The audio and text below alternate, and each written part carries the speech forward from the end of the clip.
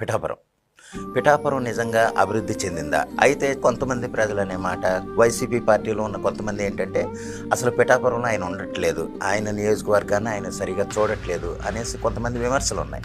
దాని మీద మీరేమంటారు? కళ్యాణ్ గారు పిఠాపురం ఎమ్మెల్యే గెలవక ముందు Pithapuram second grade municipality, first grade, second grade, third grade ఉంటాయి. పైన స్పెషల్ గ్రేడ్, ఆ పైన సెలక్షన్ గ్రేడ్ మున్సిపాలిటీ ఉంటుంది. ఇప్పుడు పిఠాపురం సెలక్షన్ గ్రేడ్ టాప్ మున్సిపాలిటీలో ఉంది. కళ్యాణ్ గారు గెలిచాక మొన్న అనౌన్స్ చేశారు. అవునండి.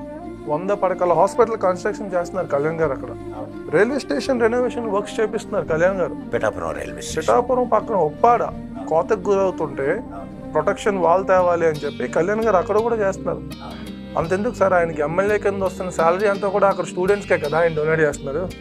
కళ్యాణ్ గారు అక్కడ ఉండాలి అని, కళ్యాణ్ గారు ఒక ఎమ్మెల్యే కాదు అక్కడ ఉండడానికి పిఠాపురంకి, is a deputy chief minister. అది వాళ్ళు తెలుసుకోవాలండి కొంతమంది. అక్కడ మినిస్ట్రీస్ ఫారెస్ట్ అయినా సరే, ఎన్విరాన్మెంట్ అయినా సరే, rural development and all, Panchayati Raj, ఆయన మినిస్టర్.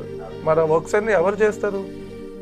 హోటల్ కానీ అక్కడ అభివృద్ధి కానీ పిఠాపురం వెళ్ళి చూస్తే మేము పిఠాపురం వాస్తవాలు అని చెప్పి గర్వంగా మేము పిఠాపురం చెప్పుకుంటున్నామని చాలా మంది ముందుకు వచ్చి చెప్తున్నారు కదా సార్. అవునండి.